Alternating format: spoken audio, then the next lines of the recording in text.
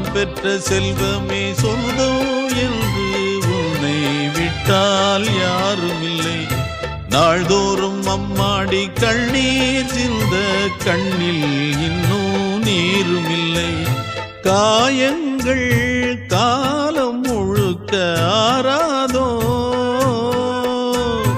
நான் செய்த பாவ கணக்கும் தீராதோ.